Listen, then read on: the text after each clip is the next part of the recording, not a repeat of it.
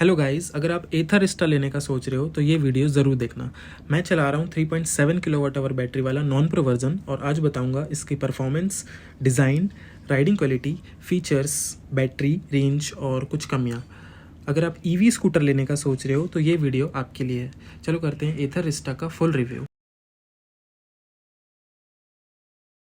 तो सबसे पहले बात करते हैं इसके डिज़ाइन की। इसका लुक काफ़ी फैमिली फ्रेंडली और सिंपल है। इसके फ्रंट में एलईडी लाइट मिल जाती हैं। इसकी सीट भी काफ़ी लंबी और कंफर्टेबल है।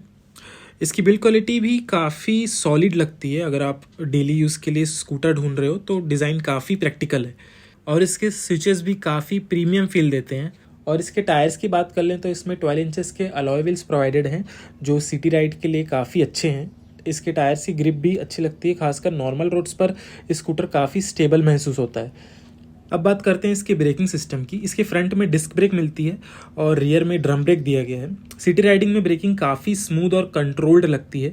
तेज़ स्पीड से ब्रेक लगाने पर भी स्कूटर स्टेबल रहता है और अचानक झटका नहीं देता।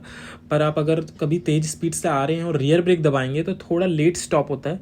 आपको कभी कभार बोथ ब्रेक्स दबाने पड़ते हैं तो stop immediately. Overall city riding के हिसाब से इसकी ब्रेकिंग काफ़ी स्मूथ है और रिलायबल लगती है, काफ़ी सेफ़ है।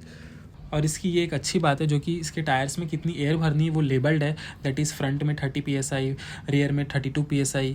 तो एक अच्छी बात लगी मुझे। इसकी राइड क्वालिटी भी काफ़ी कंफर्टेबल है। इसकी सीट बहुत सॉफ्ट है तो लंबी सीट होने की वजह से पीछे बैठने वाले को भी आराम मिलता है। इसकी जो मेन खासियत है इसके सस्पेंशन है। इसके सस्पेंशन गड्ढों को अच्छे से हैंडल करता है। अगर आप राइड कर रहे हैं तो इसका फ्रंट सस्पेंशन में थोड़ा आपको हार्ड महसूस होगा, पर इसका जो रियर सस्पेंशन है वो काफ़ी ज़्यादा अच्छा है। तो जो पीछे बैठ रहा है उसको काफ़ी स्मूथ महसूस होगा एज़ कम्पेयर टू एक्टिवा। भी आप जब चलाते हैं एक्टिवा के जो रियर सस्पेंशन है वो थोड़े से स्मूथ नहीं है, पर उसका जो फ्रंट सस्पेंशन है वो काफ़ी रिलायबल लगता है, तो उसी वजह से वो स्मूथ हो जाता है। तो इसमें रियर सस्पेंशन काफ़ी स्मूथ प्रोवाइडेड है। अब बात करते हैं प्रैक्टिकल चीज़ों की। इसमें काफ़ी अच्छा अंडर सीट स्टोरेज स्पेस मिल जाता है। इसमें 34 लीटर का स्टोरेज स्पेस दिया गया है जिसमें एक हेलमेट और एक चार्जर जो कि कवर के साथ दिया गया है वो आ सकते हैं, या फिर इनफैक्ट 2 हेलमेट भी आ सकते हैं। तो फैमिली यूज़ के लिए स्कूटर काफ़ी कन्वीनियंट लगता है। और एक इधर मल्टीपर्पज़ चार्जिंग के लिए पोर्ट दे दिया गया है, बट उसको आपको अलग से परचेस करना पड़ता है। इसके चार्जर की बात कर लें तो इसका चार्जर जो है वो 3.7 किलोवाट आवर वाला है जो कि इसकी रेंज बढ़ा देता है। और इसका चार्जिंग टाइम 4.5 आवर है 0 to 100% करने के लिए। तो कुछ इस प्रकार से इसका 3.7 किलोवाट आवर वाला चार्जर रहता है जो कि काफ़ी प्रीमियम लुक देता है। ग्रे कलर का है ये। और 2.9 किलोवाट आवर वाला चार्जर थोड़ा सा छोटा रहता है, ब्लैक कलर का, और वो थोड़ा सा हीट भी होता है। ये मैं 4.5 आवर 5 आवर भी चार्जिंग लगा के रखा था मैंने, तो बिल्कुल भी हीट नहीं हुआ ये।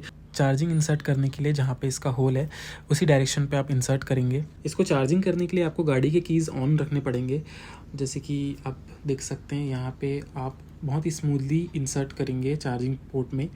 और जैसे ही आप गाड़ी को बंद करेंगे तो एक लॉक की आवाज़ आती है। तो जैसे ये देखिए ये लॉक की आवाज़ आएगी एक, इसका मतलब चार्जर लॉक हो गया है। ये देखिए जैसे मैंने चार्जिंग पे लगाया, ऑन करा प्लग को, तो ये सॉलिड ग्रीन लाइट ब्लिंकिंग करना चालू हो गया और आप डैशबोर्ड में भी देख सकते हैं कि ये चार्जिंग दिखा रहा है अब। और जैसे ही आप की को वापस ऑन करेंगे तो ये चार्जिंग बंद हो जाएगी। तो आपको चार्जिंग करने के लिए पहले आपको की को ऑफ़ करना पड़ेगा, एक लॉक की आवाज़ आएगी एंड देन वो डिस्प्ले में शो होगा कि चार्जिंग हो रहा है। एंड देन आपको चार्जिंग से हटाना है तो आपको की को वापस ऑन करना पड़ेगा, वो एक अनलॉक की आवाज़ आएगी and then you can unplug the charger. And one more thing, जब आप लॉन्ग राइड से आएँ, दैट इज़ 50 किलोमीटर राइड करके आएँ, तो इसको डायरेक्ट चार्जिंग में मत लगाइएगा, थोड़ा सा रेस्ट करने दीजिएगा 10 मिनट्स, उसके बाद आप चार्जिंग पे लगा सकते हैं। और अभी जैसे कि गर्मी का सीज़न है तो डायरेक्ट सनलाइट पे मत रखना, कोशिश करना हमेशा छाँव में ही रखना, तो इससे गाड़ी भी हीट नहीं होगी और इसके डैशबोर्ड भी फेड नहीं होंगे। अब बात करते हैं सबसे ज़रूरी चीज़ की, बैटरी और रेंज कितनी है। इसमें मिलता है 3.7 किलोवाट आवर बैटरी पैक जो कि 4.5 आवर मैक्सिमम 5 आवर्स तक 0 to 100% चार्ज हो जाता है। इसका जो दूसरा वेरिएंट है वो 2.9 किलोवाट आवर बैटरी पैक के साथ आता है जो कि 8.5 आवर अप टू 9 आवर तक चार्ज टाइम लेता है 0 to 100% करने में। इसमें कंपनी क्लेम करती है लगभग 159 kilometre IDC range, but real world में आपको लगभग 125 किलोमीटर आराम से मिल सकती है। आप ये भी डिपेंड है आपकी राइडिंग स्टाइल पे, आपकी स्पीड लिमिट में। एंड टू बी ऑनेस्ट अपने को चार्जिंग टाइम हमेशा कम ही चाहिए रहता है और रेंज ज़्यादा, तो मैं सजेस्ट करूँगा कि आप 3.7 किलोवाट आवर बैटरी पैक वाला ही एथर लीजिएगा। यहाँ पे मैं एक बहुत इंपॉर्टेंट कंपैरिजन कर रहा हूँ iQube से रेंज के हिसाब से। अगर आपको अपने ही सिटी में घूमना है या मार्केट प्लेसेस के लिए ईवी व्हीकल चाहिए, या आपका ऑफिस ही 10 to 15 किलोमीटर दूर है, तो आप iQube की तरफ ही जाइए, क्योंकि सिटी राइड के हिसाब से उसका रेंज काफ़ी सही है। लेकिन अगर आपको अपने फ्रेंड्स के साथ कहीं दूर घूमने जाना रहता है या कहीं स्पॉट्स देखने जाने रहते हैं ब्यूटीफुल, या आपके ऑफिस 30 to 35 किलोमीटर दूर हैं, जो कि उस हिसाब से अगर आपको ईवी व्हीकल लेना है तो एथर की तरफ ही जाइएगा, क्योंकि उस हिसाब से एथर काफ़ी अच्छी रेंज दे देता है और iQube की बैटरी चार्जिंग टाइम भी काफ़ी ज़्यादा है as compare to 3.7 kilowatt hour battery pack of Ather. क्योंकि क्या है, एथर थोड़ा सा महंगा आता है एज़ कम्पेयर टू iQube, और लोग ज़्यादातर iQube लेते हैं, पर उनको दिक्कत कहाँ आती है, जब वो 30 to 40 किलोमीटर दूर सिटी घूमने जाते हैं तब उनको थोड़ा सा रेंज का इशू होता है, और वो एथर बहुत अच्छा देता है। तो अगर आपको दूर कहीं घूमने जाना रहता है तो ही एथर लीजिएगा। Otherwise iQube is better than Ather, but only for intercity ride, अगर आपको आसपास घूमना है तो ही। लेकिन अगर आपको 30 to 40 किलोमीटर दूर जाना है तो उस हिसाब से आप एथर ही लीजिए, क्योंकि iQube उतनी रेंज नहीं दे पाता। और अगर आप iQube में ज़्यादा रेंज वाली लेते हैं तो उसका प्राइस भी ज़्यादा हो जाता है as compare to 3.7 kilowatt hour Ather. तो उस समय आप एथर की तरफ ही जाइएगा, क्योंकि आपको रेंज भी अच्छी मिलेगी, बैटरी चार्जिंग टाइम भी कम होगा।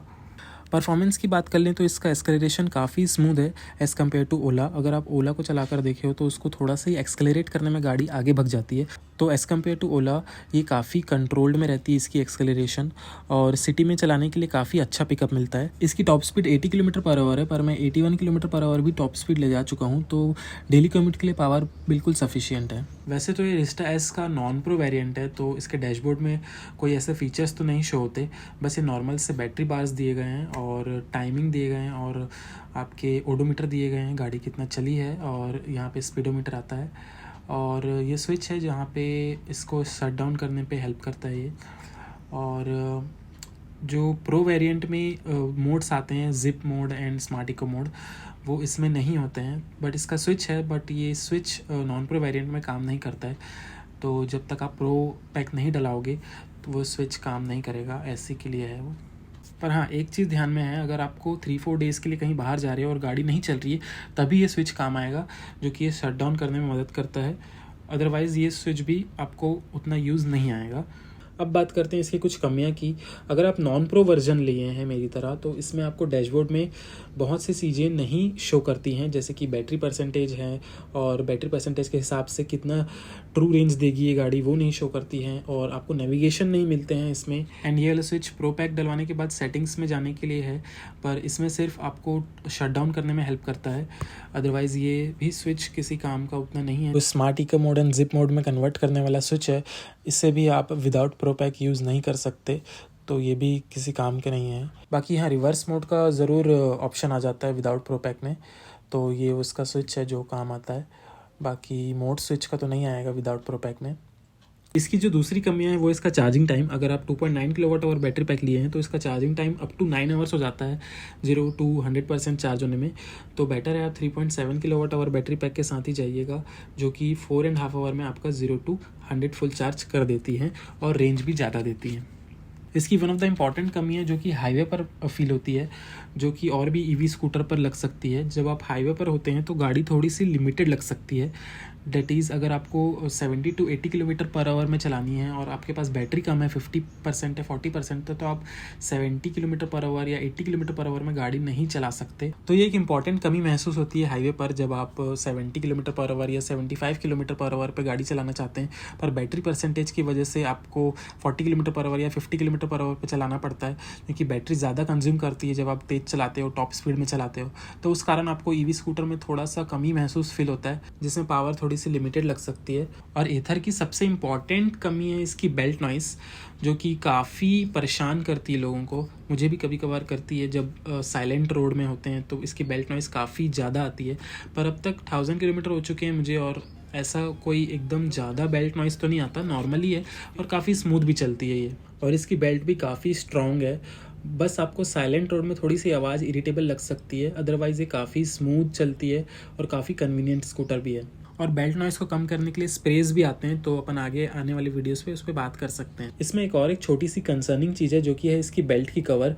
बाहर वाली ब्लैक कवर अगर आप कहीं ऑफ रोडिंग कर रहे हो या अगर बड़ा सा स्टोन आ जाता है तो वहाँ पे हिट कर सकती है, क्योंकि थोड़ी सी नीचे ही है ये, पर मेरी अभी तक हिट नहीं हुई है कहीं पे। तो आप इस चीज़ को हमेशा ध्यान में ही रखिएगा कि कहीं बड़ा सा पत्थर ना है, क्योंकि वो कहीं ना कहीं उसको हिट कर सकता है। तो क्या आपको प्रो पैक डलवाना चाहिए? मुझे अब तक बिना प्रो पैक के ऐसी कोई कमी या प्रॉब्लम तो नहीं नज़र आई है, सिवाय एक प्रॉब्लम के कि इसमें बैटरी परसेंटेज नहीं शो होता है। आपको हर बार चार्जिंग पे लगानी होती है बैटरी परसेंटेज जानने के लिए, क्योंकि वो उसी टाइम शो करता है। एंड विदाउट प्रो पैक आपको इसमें 3 इयर्स की बैटरी वारंटी मिलती है एंड 3 इयर्स की चार्जर की वारंटी मिलती है।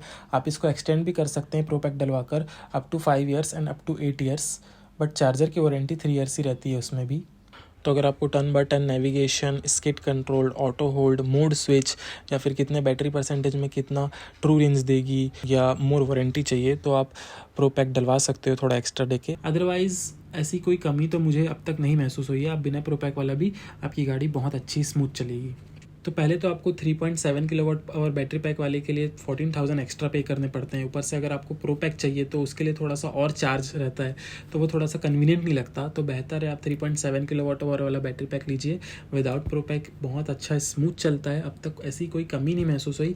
हाँ, थोड़ा सा आपको खुद कैलकुलेट करना पड़ता है कि इतने बैटरी परसेंटेज में कितना गाड़ी चलेगी, पर वो गाड़ी चलाते चलाते वो अंडरस्टैंडिंग आ जाती है। एंड रही बात बैटरी परसेंटेज जानने की, तो आपको घर आके चार्जिंग में जब आप लगाएंगे तो बैटरी परसेंटेज शो हो ही जाता है। तो ऐसी कोई बिग इशू तो मुझे नहीं महसूस हुई विदाउट प्रो पैक। तो ये रिस्टा एस मॉडल के लिए रिव्यू था, जिसमें डैशबोर्ड कुछ ऐसा दिखता है। अगर आप रिस्टा जेड मॉडल लेंगे तो उसमें टोटली टच स्क्रीन आएगा विद गूगल मैप्स एंड कुछ एक्स्ट्रा फीचर्स भी रहते हैं उसमें। तो सवाल ये है, क्या एथर रिस्टा लेनी चाहिए?